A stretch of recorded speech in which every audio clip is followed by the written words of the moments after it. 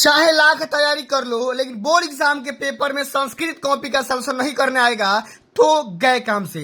मेरे प्यारे बच्चों, आज के इस वीडियो के माध्यम से मैं आप सभी को ये बताने वाला हूं कि 2026 बोर्ड परीक्षा के पेपर में संस्कृत कॉपी का सलूशन कैसे करना होगा, टॉपर कॉपी कैसे लिखते हैं। और बहुत सारे विद्यार्थी संस्कृत वाले पेपर से डरते हैं, तो बिल्कुल डरने की बात नहीं है मेरे प्यारे बच्चों। आज के इस वीडियो के माध्यम से आप सभी का मैं सारा डर खत्म कर दूंगा और संस्कृत आप सभी को आज के बाद एकदम बेहद ही आसान लगना स्टार्ट हो जाएगी। और मेरे प्यारे बच्चों, किस तरीके से टॉपर कॉपी लिखते हैं, कौन सी गलतियां नहीं करना होगा, अगर कोई क्वेश्चन नहीं आ रहा है तो उसको बना करके कैसे सॉल्व कर सकते हैं, एकदम सारी चीजों को डिटेल में समझने का पूरा प्रयास करेंगे। इसलिए आप सभी से हम्बल रिक्वेस्ट है, अगर आप संस्कृत वाले पेपर में पास नहीं बल्कि एक अच्छा नंबर गेन करना चाहते हैं तो वीडियो को मिस मत करना, शुरू से लेकर के एंड तक जरूर देख लेना। वीडियो को लाइक कर देना, शेयर कर देना। चैनल पे पहली बार विजिट कर रहे हो तो सब्सक्राइब जरूर करना।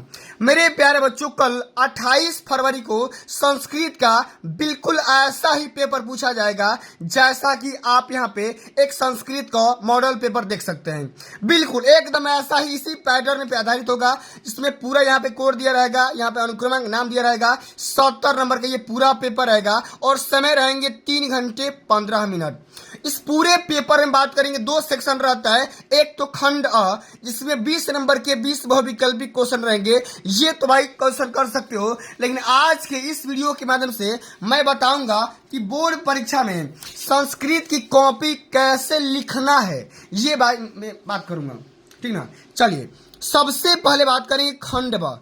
अब देखो, इसमें जो क्वेश्चन पूछा गया है, निर्देश में कि सभी प्रश्न हल करना अनिवार्य है। इसमें जो हमारा पहला क्वेश्चन पूछा गया मेरे प्यारे बच्चों, समझिएगा। कह रहा है कि निम्नलिखित गद्यांशों में से किसी एक गद्यांश का हिंदी में अनुवाद करिए। और यहाँ पे एक छोटा सा पैसेज दिया है, एक नीचे भी छोटा सा पैसेज दिया है। करना यह है कि दोनों में से किसी एक को आपको यहाँ पे क्या करना है, हिंदी में अनुवाद करना है। लेकिन टॉपर कॉपी कैसे लिखते हैं इसके बारे में समझते हैं। खंड ब, वर्णात्मक प्रश्न और यहाँ पे प्रश्नोत्तर संख्या पहला, इतना आपको करना होगा। अगर कुछ नहीं आएगा तो भाई कम से कम हेडिंग तो बढ़िया लगाओगे। ऐसा बोला जाता है ना कि first impression is the last impression. आपको कॉपी को सजा करके लिखना है, पूरा बढ़िया से लिखना है, तभी जाकर के पूरे मार्क्स यहाँ से मिल पाएंगे मेरे साथियों, समझ गए। चलिए अब इसी तरीके से हम क्या करेंगे, मान के चलिए आपको पहला वाला क्वेश्चन का सॉल्यूशन करना होगा इस वाले का, कि महाकवि कवि कालिदास संस्कृत कवि नाम मुकुटमणि रस्ती। इसमें करना यह है मेरे प्यारे बच्चों कि इसका सॉल्यूशन कैसे करेंगे, समझिएगा।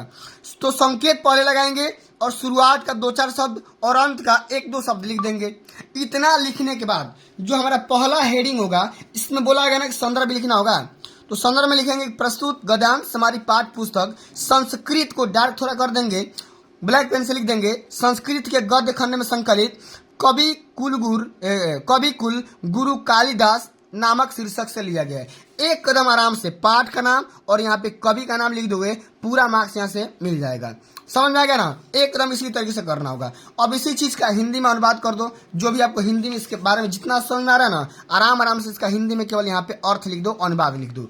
बस केवल इतना कर दोगे, यहाँ से 4 नंबर आपका बिल्कुल पक्का हो जाएगा मेरे प्यारे बच्चों। समझ में आ गया ना। चलिए अब इसी तरीके से मान के चलिए अगला हमारा क्वेश्चन पूछा गया है। एक एक क्वेश्चन के बारे में हिंट दूंगा, आराम से समझाऊंगा, परेशान मत होना।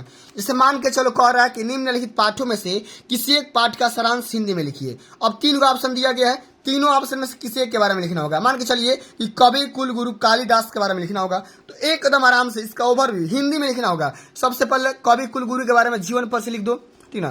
फिर इनके जन्म के बारे में लिख दो, समय के बारे में लिख दो, स्थान के बारे में लिख दो, कुल के बारे में लिख दो, इनका कौन सा कुल था, और रचना के बारे में लिख दोगे।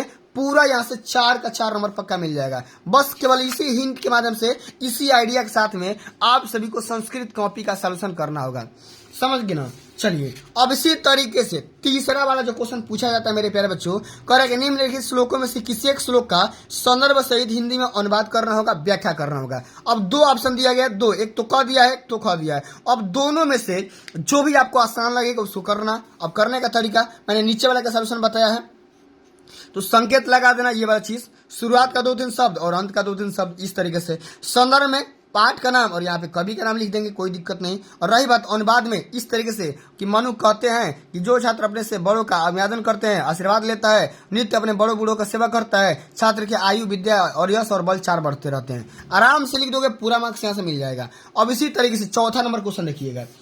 चौथा नंबर एक सूक्ति दिया रहता है, 3 सूक्ति दिया रहेगा। अब तीनों सूक्ति में से केवल एक ही सूक्ति का सॉल्यूशन करना होगा, यानी कि हिंदी में व्याख्या करना होगा। किस तरीके से सॉल्व करेंगे? संकेत लगा देंगे यहाँ पे इस तरीके से और हिंदी में इसका अर्थ लिख देंगे। पूरा बढ़िया से भाई, टॉपर भी इसी तरीके से कॉपी लिखता है, समझ गए ना। एक एक क्वेश्चन समझिएगा पूरा बढ़िया से, कहीं भी सॉल्यूशन के लिए भटकना नहीं है, समझिएगा। अब मान के चलिए 5वां नंबर क्वेश्चन बोल रहा है कि निम्न में से किसी एक श्लोक का अर्थ संस्कृत में भी लिखना होता है। अब 2 ऑप्शन दिया गया है, दोनों में से किसी एक का क्या करना होगा? श्लोक का संस्कृत में लिखना होगा। समझिएगा किसमें बोल रहा है? संस्कृत में। तो ये वाला तरीका है, अपना के लिख सकते हैं, समझ गए। अब 6ठा नंबर क्वेश्चन क्या बोल रहा है, जरा ध्यान दीजिएगा, एकदम आराम से समझिएगा। ये वाला, निम्नलिखित में से किसी एक पाठ का चरित्र चित्रण हिंदी में करना होगा। अब देखो 3 दिया गया है, अब तीनों में से बोला गया ना, कारुड़ी को जीमूत वाहन, पाठ के आधार पर जीमूत वाहन का करिए, नहीं तो सुमेधा का करिए, नहीं तो दीपक का करिए। इस तरीके से पूछा जाता है आपको कारुड़े का, जीमूत वाहन का, इस तरीके से यहाँ पे उसके बारे में पूरा बढ़िया से यहाँ पे वर्णन कर देंगे, पूरा नंबर मिल जाएगा। इतना तरीके, अब चाहे तो स्क्रीनशॉट भी लगा सकते हैं और इसी तरीके से इसके पूरा बढ़िया से एक एक हेडिंग के बारे में लिख देंगे। हेडिंग लगा लगा कर लिखोगे तो ज्यादा एट्रैक्टिव होता है और ज्यादा नंबर मिलने का चांसेस होता है, समझ गए ना। अब इसी तरीके से अगला हमारा क्वेश्चन क्या पूछा गया है, 6वां का ख नंबर क्वेश्चन समझिएगा। देखो यहाँ पर बोला गया कि निम्नलिखित में से किसी एक प्रश्न का उत्तर संस्कृत में देना होगा कि महात्मा गांधी कुत्र जन्म लेवे। तो लिख देंगे भाई पोरबंदर नामक ग्राम में हुआ था, पोरबंदर नाम लिख देंगे, पूरा बढ़िया से मिल जाएगा। अब जो सेक्शन सेकंड आता है, इसमें भी उपखंड उपभाग ख आता है, इसमें क्या करना होगा? कारक और विभक्ति का नाम बताना होता है, ठीक ना। अब 3 ऑप्शन रहेंगे, तीनों में से किसी एक क्वेश्चन यहाँ पे कारक और विभक्ति का नाम इस प्रकार से बता देंगे, नंबर मिल जाएगा। इसी तरीके से एक पद में प्रत्यय का नाम बताना होगा, 3 क्वेश्चन रहेंगे, किसी एक का प्रत्यय का नाम बताना होगा, बता देंगे। अब 8वां नंबर क्वेश्चन क्या बोल रहा है ये वाला कि एक वाच्य परिवर्तन आता है, तो वाच्य परिवर्तन बता दोगे, 3 ऑप्शन रहेगा, केवल एक क्वेश्चन यहाँ पे करना होगा, कर देंगे। एक कदम इसी आइडिया के साथ कॉपी लिखना मेरे प्यारे बच्चों। और 9 नंबर में क्या बोल रहा है कि 3 वाक्यों का संस्कृत में अनुवाद करना होगा।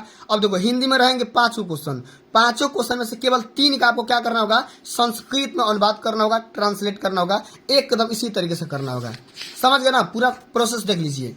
अब देखो 10वां नंबर जो क्वेश्चन आता है वो आता है मेरे प्यारे बच्चों निबंध लिखने के लिए। क्या आता है? निबंध लिखने के लिए। अब निबंध लिखने के लिए 4-5 टॉपिक दिया रहेगा इस प्रकार का, ठीक ना। अब इस प्रकार 4-5 टॉपिक में करना ये है, आपको निबंध लिखना होगा। परोपकार, सदाचार, अहिंसा, परमो धर्म, संस्कृत भाषा, महत्व, विद्या विवेक। अब इस 5 टॉपिक तैयार कर लेते तो इसी में से आएगा, इससे बाहर आएगा भी नहीं, समझ में आएगा ना। लिखने का तरीका आप यहाँ पे देख सकते हैं, एकदम पूरा बढ़िया से। अब 11 नंबर क्वेश्चन क्या बोल रहा है कि 2 पदों का संस्कृत वाक्यों का प्रयोग करते हुए लिखना होगा, हिमालय, कृषक, सर्वत्र, मम, विद्यालयम। इस तरीके से इसका क्या करना होगा? दो यहाँ पे सेंटेंस बनाना होगा संस्कृत में, आप चाहे तो बना सकते हैं इस तरीके से। तो पूरा बढ़िया से संस्कृत कॉपी का सॉल्यूशन अगर आप लोग इस तरीके से टॉपर के जैसा अगर कर देते हो तो बोर्ड एग्जाम के पेपर में 70 में कम से कम 65+ नंबर यहाँ पे गेन कर सकते हैं, इस बात की पूरी गारंटी है। लेकिन आपको टॉपर की तरह कॉपी यहाँ पे लिखना होगा, समझ गए। तो चलिए बच्चों आज के लिए बस इतना ही, मिलते हैं अगली वीडियो में, तब तक के लिए जय हिंद, जय भारत, वंदे मातरम।